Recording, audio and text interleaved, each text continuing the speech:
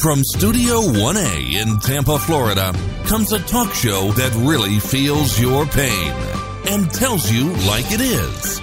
We love America and all that freedom-loving Americans want to protect. Live from coast to coast and on your radio, it's For the People with Keith Allen. We'll help you survive this thing called life. We're for the people. Whatever your source of stress or strife, for the people is there. Hello, ladies and gentlemen. I am Keith Allen and proudly welcoming you into this Friday's edition of For the People. It's September the 22nd, 2017, and we're going to be talking about a lot of things today, and the first one is North Korea. In case you haven't heard, a new threat, and not a big surprise to a lot of people that have been following the back and forth conversations between North America, Washington, D.C., and North Korea with the war on words, because that's what a lot of it really is. The barking dog and the rocket man, and which was very effective, but it's scary stuff when you're talking about the H-bomb. Scary stuff when you're talking about nuclear missiles, obtaining them and using them. Now, Kim's foreign minister said North Korea may test a hydrogen bomb in the Pacific Ocean to fulfill Kim's vow to take the highest level action against the United States. And it looks like he's ready for a launch because satellite imagery obtained from the Pentagon says that there's movement. Hawaiian officials have reportedly been urging residents to prepare for a nuclear attack. The stunning plea comes amid increasing unnerving rhetoric and actions from North Korea. The Aloha state authorities were working to educate and prepare residents for a possible atomic attack. I'm not even kidding, folks, by telling them to consider preparing in the same way they'd prep for a tsunami. This is according to the Washington Post, folks. Now it's time to take it seriously. Hawaii State Representative Gene Ward, he's a Republican. He said not to be an alarmist, but to be informing people.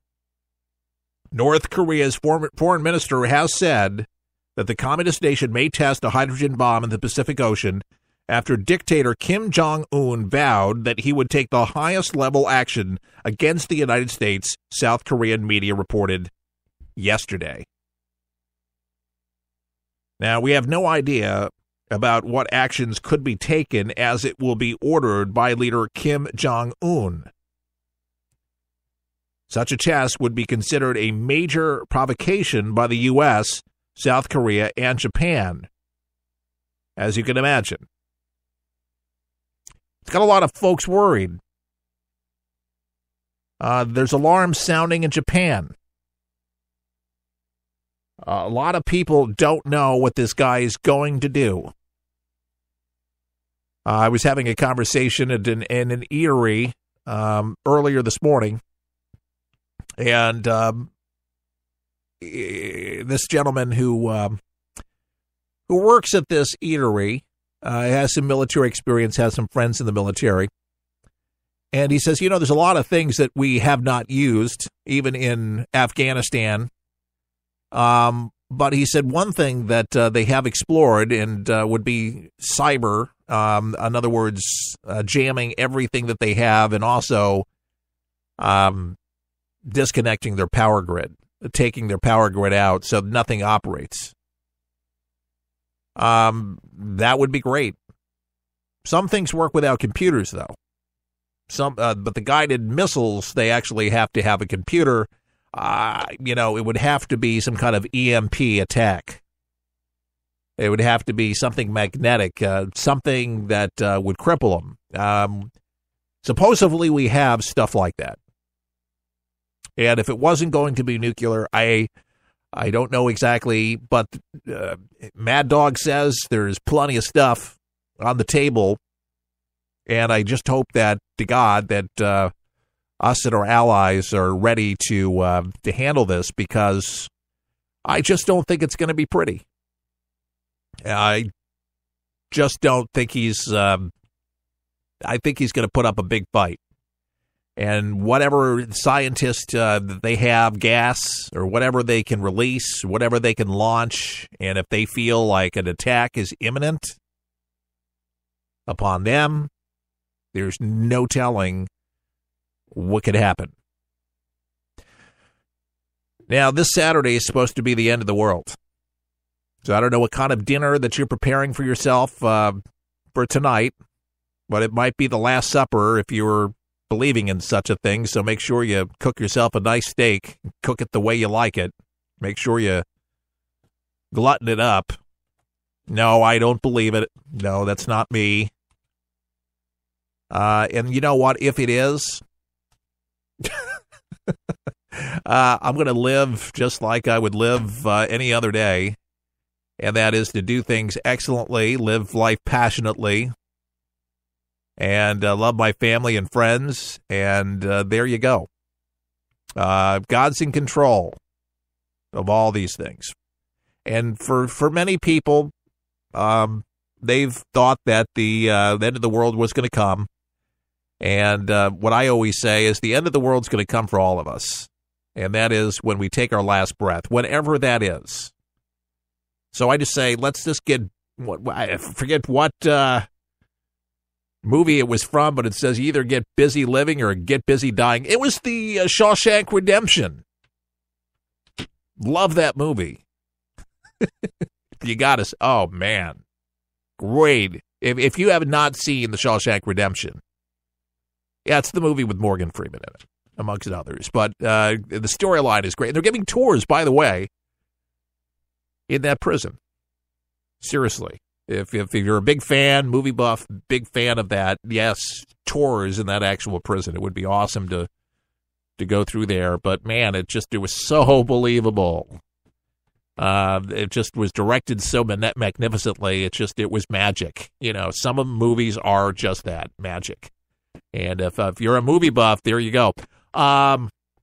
We took down the ticket, the raffles, just FYI. If you're disappointed, I'm sorry. Some people wanted to win some $200. We just did it for fun, and I said it all along. It just did not work. We, gosh, it's painful to say this, but we did not sell one darn ticket. We just did not. I had a couple friends that I've done work for in broadcast that work for ESPN gave me $125 between the two of them. And I do a lot of imaging work with stations across the country. And they were listening, and they were saying things, and they're in the broadcast business, and they know me very, very well. And he said, man, you do such a great job. And I've been hearing this for 3 years. Great job. You know, you put your heart and soul into it. I mean, you're as good as that other guy. You know, they'd mentioned this name or this guy or that guy. And I said, thank you. But financially speaking, it's not working. I'm just not getting the support from new listeners or listeners that can make it happen. For those that have been giving, it's been great. We can pay an internet bill. With one that comes in, for another, we're able to pay for a little water, a little rent. But ultimately, it's but a handful, a little bit over a handful of supporters, and I am very grateful for you. Don't get me wrong, but it's just not enough. And so that's why we've had to resort to antics like the raffle deal to get people excited, but people weren't excited about the $200.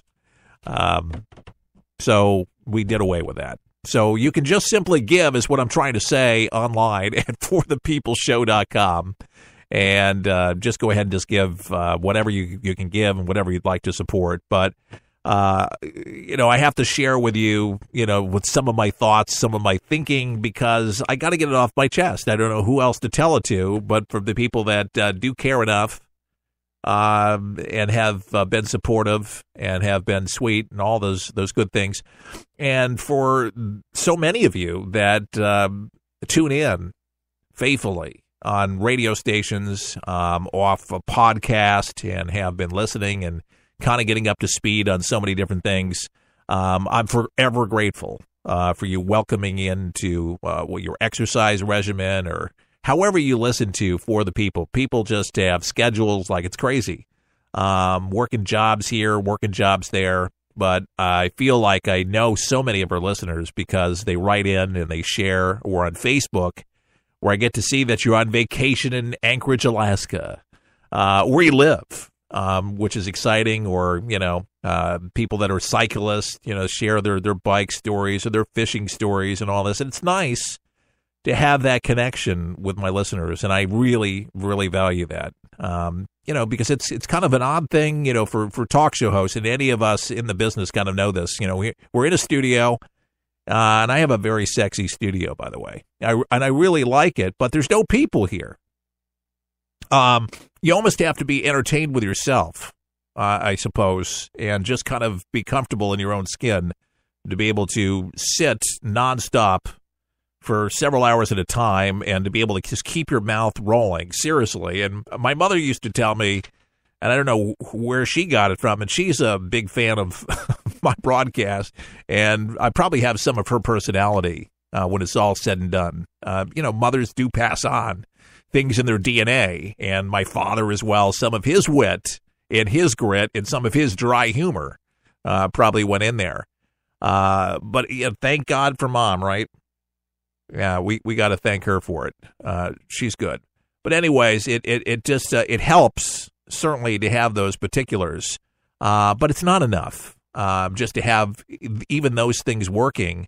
People have asked me, well, how does everybody else do it? You got big advertisers, and you get big donors that write bigger checks and are able to cover for all those that can't or don't give, that can write a $5,000 check and not blink twice. That would be like unbelievable for what we're doing here if somebody could do that. And there are people that can. And that would be fantastic. It would be a godsend, because yesterday I'm like, we're calling on all angels here. I'm talking about shoestrings that are snapping and breaking, and we're doing things on a shoestring budget, and we're broke, and that shoestring's broke. Yeah. It just sounded good. But there you go, folks. Just some food for thought over the weekend and for today. And if you can do something in a small way or in a bigger way, mucho gracias. President Donald Trump hitting back at North Korea's leader, Kim Jong-un. He's threatening him basically because of what he's purportedly saying, that he's going to drop the H-bomb. He's going to drop a hydrogen bomb and of course, Japan is freaking out. Everybody in the peninsula is freaking out. It says Kim Jong-un of North Korea, who is obviously a madman who doesn't mind starving or killing his people, will be tested like never before. So Trump's Friday tweet came after an lashed out late Thursday. Lashed out on Thursday, calling Trump deranged and dotard, saying that he will pay dearly for threatening to destroy Pyongyang in a speech to the United Nations on Tuesday. I knew this guy was going to have a temper tantrum after all of that. And why it was the speech of the UN is because it stuck. And finally, the one has been bankrolling him the most, showing him the most love, has been China. And the Chinese banks, under the United Nations and the executive order that Donald Trump put in place, says they cannot give him any more money. Of course, there was this other report that I had read late last night, and that just made me furious, that South Korea actually has millions of dollars that might be funneled into North Korea very shortly for humanitarian reasons, as if the North Korean government's going to just use it for humanitarian purposes. I'm serious, but it's unknown, according to this report, as to when that release will happen. But this was before all of the United Nations stuff. Please, South Korea, whatever you do, delay the date. because if they're starved off of the money, you do not